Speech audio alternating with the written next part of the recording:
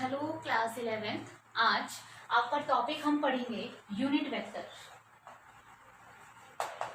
Unit vector क्या होता है? यूनिट वेक्टर आपको याद होगा जब हमने ये यूनिट स्टार्ट की थी, ये चैप्टर स्टार्ट किया था, तो यूनिट वेक्टर के बारे में थोड़ा सा बताया गया था।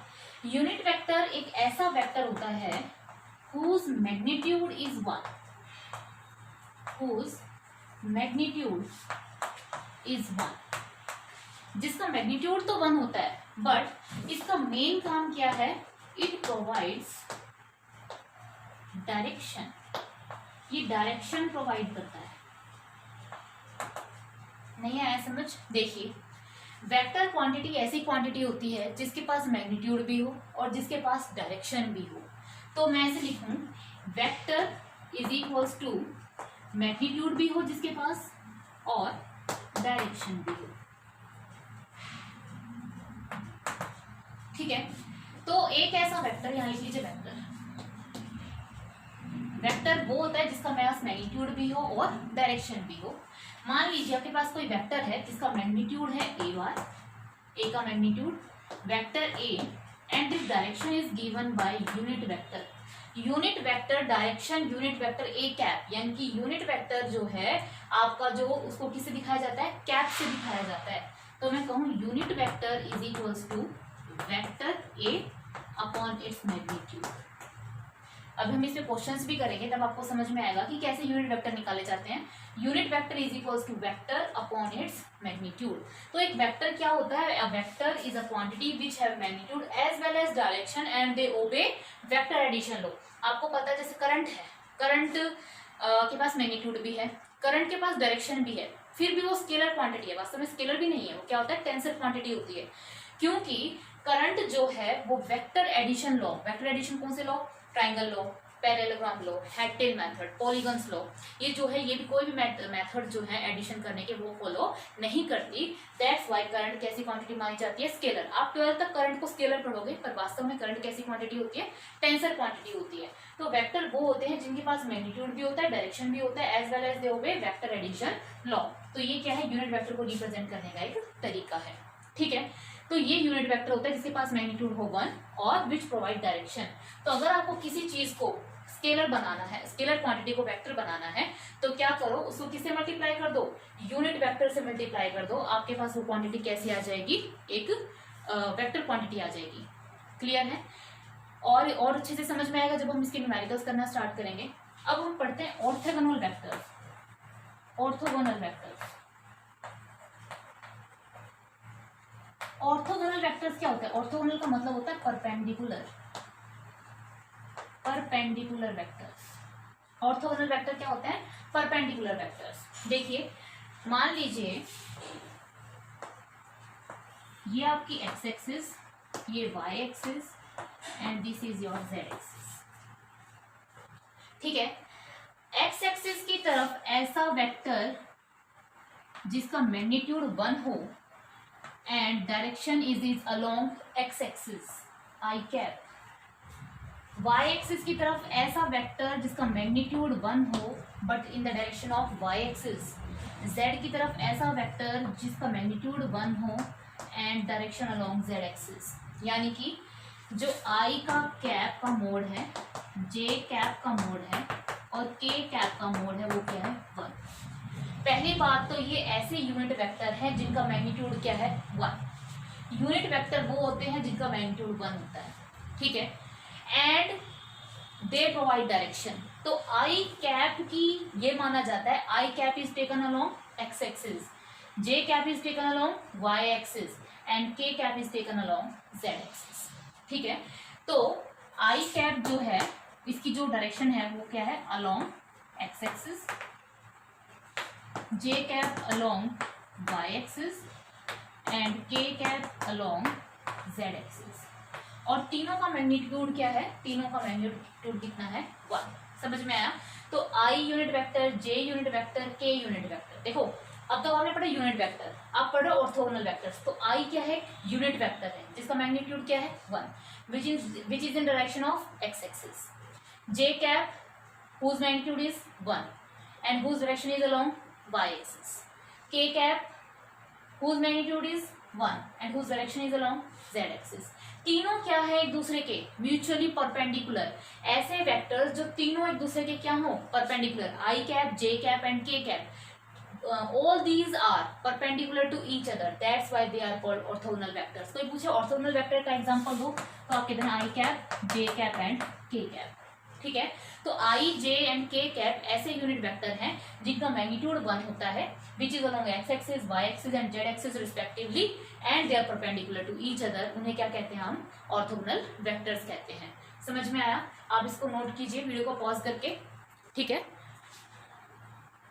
ओके स्टूडेंट्स, ये देखिए, a force 12 Newton is in x direction, एक 12 न्यूटन का फोर्स है जो x डायरेक्शन में है, रिप्रेजेंट इन वेक्टर फॉर्म। मैंने आपको बताया था एक वेक्टर ऐसा होता है जिसके पास मैग्नीट्यूड भी हो और डायरेक्शन भी हो, तो फोर्स के एक वेक्टर क्वांटिटी, तो vector is equals to magnitude multiply by direction. तो मैग्नीट्यूड कितना है इसका 12 न्यूटन। डायरेक्शन मैंने बताया था, डायरेक्शन किसे दी जाती है यूनिट वेक्टर से, और एक्स एक्सिस की तरफ कौन सा यूनिट वेक्टर होता है आई कैप। हो गया रिप्रेजेंटेशन कंप्लीट। ठीक है, सेकंड देखिए, a force which has magnitude 10 Newton in x direction, 5 Newton in y direction, find f। आपको पता है फोर्स को अगर मैंने लिखा वेक्टर फॉर्म में तो 10 न्यूटन अलोंग x एक्सिस यानी कि i cap plus 5 Newton along y axis, magnitude multiply by the direction, y की तरफ यूनिट वेक्टर j कैप। अगर कोई कह देता कि 15 न्यूटन अलोंग z डायरेक्शन तो क्या हो जाता है f is equals to 10i plus 5j, और इसने अंदर आगे और लिख दिया 15 अलोंग z, तो z की तरफ k। ठीक है, तो इस तरह से आप क्या करते हो वेक्टर की रिप्रेजेंटेशन करते हो। समझ में आया कि किसी भी वेक्टर को रिप्रेजेंट करने के लिए क्या करते हैं magnitude multiply by direction, magnitude multiply by direction plus magnitude multiply by direction. ये क्या थे इसके ऑर्थोगोनल वेक्टर्स हैं, आई कैप, जे कैप, के कैप। अभी हम इसी कार्टेशियन फॉर्म पढ़ेंगे तब आपको समझ में आएगा कि कार्टेशियन फॉर्म क्या है। अभी करते हैं इसके बाद, आप इसको अच्छे से नोट कर लीजिए वीडियो को पॉज करके। ठीक है, ओके स्टूडेंट्स, अब हम पढ़ेंगे Cartesian form of vectors. Cartesian form of vectors हमने प्रीवियस वीडियो जो थी रिजोल्यूशन ऑफ वेक्टर वो आप लोगों ने देखी होगी, होप सो समझ में आई होगी। देखिए, मान लीजिए कोई वेक्टर है ए वेक्टर। ठीक है, ये इसका along x axis vector component आया ए एक्स, ये आया ए वाई। ठीक है, तो क्या आप ऐसे लिख सकते हो a vector is equals to component along a x plus component along a y. ठीक है, ऐसे लिख दोगे, या फिर आप ऐसे लिखोगे a is equals to a x की तरफ आई, एक्स एक्स की तरफ कौन सा orthogonal vector i cap plus a y j cap. और मैं आपको प्रूव भी करवा चुकी हूँ, magnitude of a is equals to a x square plus a y square का अंडर द रूट। जब हम इसके ए एक्स के स्क्वायर को और ए वाई का स्क्वायर को ऐड करके अंडर द रूट लेते हैं तो वो इसी के मैग्नीट्यूड के इक्वल आता है। ये रिजोल्यूशन ऑफ वेक्टर में पूरा पढ़ चुके हैं। ठीक है, यही इसकी कार्टेशियन फॉर्म कहलाती है कि भाई component along x axis, component along Y axis, suppose अगर जेड भी होता 3 एक्सिस के बारे में पढ़ते, plus A Z into Y के कैप आ जाता। ठीक है, तो इसकी एक क्या है कार्टेशियन फॉर्म है। देखिए, अब हम इसके ऊपर न्यूमेरिकल करते हैं, आपको और अच्छे से समझ में आएगा। क्वेश्चन देखिए, फाइंड द यूनिट वेक्टर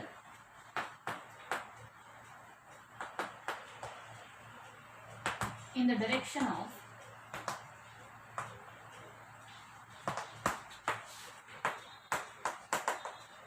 ये क्वेश्चन है, एक ऐसा यूनिट वेक्टर पता कीजिए जो इस वेक्टर के डायरेक्शन में हो। ठीक है, ठीक है भाई, आपको पता है, मैंने मान लिया let a is equals to 3i plus 4j, ये मान लिया हमने। इस पूरे वेक्टर को किसी एक वेक्टर के इक्वल मान लिया। ठीक है, वेक्टर क्या होता है, वेक्टर होता है magnitude multiply by unit vector a cap.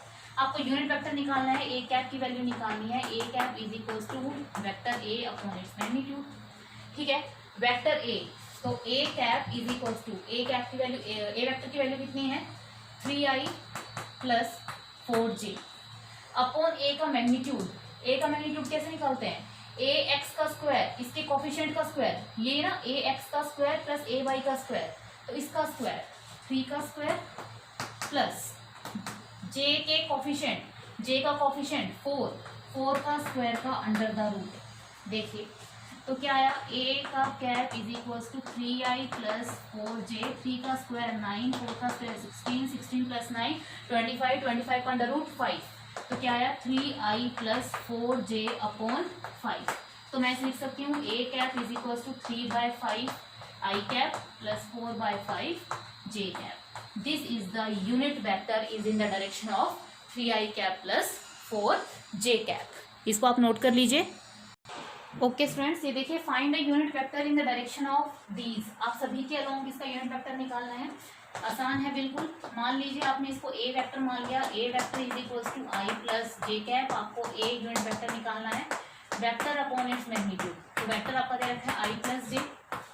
ए क्या होता है, आई के कोफिशिएंट का स्क्वायर 1, 1 का स्क्वायर 1, इसका कोफिशिएंट 1, 1 का स्क्वायर का अंडर द रूट। कितना आ गया, आई प्लस जे, 1 का स्क्वायर 1 प्लस 1 1 1 2 अंडर रूट 2, तो 1 upon under root 2 i cap plus 1 upon under root 2 j cap. ये आ जाएगा इसका unit vector.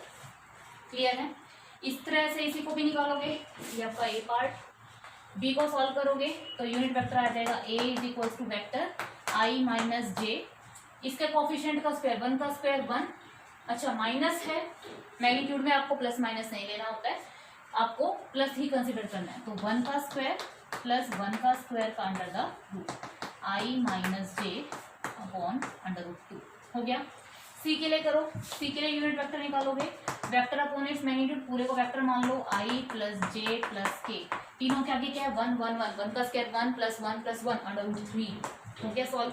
D i plus j minus 2 k cap, तो a unit vector is equals to vector i plus j minus 2 k, आई के coefficient का square 1 plus 1, 2 का square 4, 4 plus 1 plus 5 under root 6। ठीक है, तो इस तरह से क्या करना है, आपको यूनिट वेक्टर निकालने हैं। नोट कर लीजिए, ठीक है, अच्छे से नोट कर लीजिए वीडियो को पॉज करके। See this question, a vector of magnitude 10 units in the direction of 3i cap plus 4j cap. आपको एक ऐसा वेक्टर बनाना है जिसका मैग्नीट्यूड तो 10 हो और जो इस वेक्टर की डायरेक्शन में हो। तो इस वेक्टर की डायरेक्शन आपको पहले निकालनी पड़ेगी। ठीक है, मान लीजिए इस वेक्टर को ए 3i प्लस 4j कैप। ठीक है, तो एक वेक्टर क्या होता है, यूनिट वेक्टर हो गया, लिखते हैं magnitude, magnitude into unit vector. आपको इसका यूनिट वेक्टर निकालना है। ए यूनिट वेक्टर क्या आएगा, वेक्टर अपॉन इट्स मैग्नीट्यूड। ठीक है, तो ए वेक्टर तो आपके पास 3i प्लस 4j, आई के कोफिशिएंट का स्क्वायर 3 का स्क्वायर, जे के कोफिशिएंट का स्क्वायर 4 का square under the root, 3i plus 4j, 3 का स्क्वायर 9, 4 का स्क्वायर 16, 16 प्लस 9 25, 25 का अंडर रूट 5, तो 3i प्लस 4j अपॉन 5। ये आपके पास क्या आ गया, यूनिट वेक्टर आ गया, इस वेक्टर की डायरेक्शन आ गई। ठीक है, अब आपको एक ऐसा वेक्टर बनाना है जिसका मैग्नीट्यूड क्या हो, 10 यूनिट। ठीक है, मान लिया वो आपका वेक्टर आर है, तो क्या लिखोगे, वेक्टर क्या होता है, जिसके पास मैग्नीट्यूड भी हो और डायरेक्शन भी हो। तो मैग्नीट्यूड तो आपको दे रखा है कितना हो 10, और जिसकी डायरेक्शन क्या हो, इसकी डायरेक्शन हो, और इसकी डायरेक्शन क्या है ये, तो रख दो इसी direction, 3i plus 4j upon 5, 5 2 ज़ा 10, 2 3 ज़ा 6i प्लस 2 4 ज़ा 8j। तो जो वेक्टर आएगा आपके पास रिजल्टेंट वेक्टर वो ये होगा। ठीक है, आपको ऐसा वेक्टर निकालना था जिसका मैग्नीट्यूड तो 10 यूनिट हो, जो इस वेक्टर की डायरेक्शन में हो। तो मैंने क्या किया, इस वेक्टर की पहले डायरेक्शन निकाल के और वो यहाँ पुट कर दिया, आपके पास क्या आ गया, वो वेक्टर आ गया जो आपको वेक्टर चाहिए था। क्योंकि वेक्टर क्या होता है, ऐसी क्वांटिटी जिसके पास मैग्नीट्यूड भी हो और डायरेक्शन भी। आप इसको नोट कीजिए वीडियो को पॉज करके। ओके स्टूडेंट्स, तो आज का जो ये हमारा पूरा टॉपिक था ये किस चीज़ पे था, सबसे पहले हमने पढ़े यूनिट वेक्टर। यूनिट वेक्टर वो होते हैं जिसका मैग्नीट्यूड 1 होता है बट इट प्रोवाइड डायरेक्शन। ठीक है, उनका काम क्या होता है, डायरेक्शन प्रोवाइड कराने का काम होता है। और यूनिट वेक्टर को कैसे रिप्रेजेंट किया जाता है, उसके ऊपर एक कैप लगा देते हैं।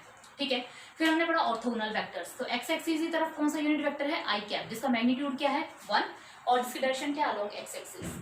जे कैप जिसका magnitude 1 but along Y axis. k cap whose magnitude is 1 along z axis, ठीक है। और तीनों क्या है, एक दूसरे के perpendicular, that's why they are called orthogonal vectors, ठीक है। उसके बाद हमने आपको ये पूरा रिप्रेजेंटेशन सिखाया वेक्टर्स का, उनकी डायरेक्शन में आपको क्वेश्चंस निकालने सिखाए। तो आज को होप सो आपको ये टॉपिक समझ में आया होगा। अगर आपको अभी भी कोई डाउट है तो मुझसे आप कमेंट बॉक्स में पूछ सकते हैं students. Thank you so much.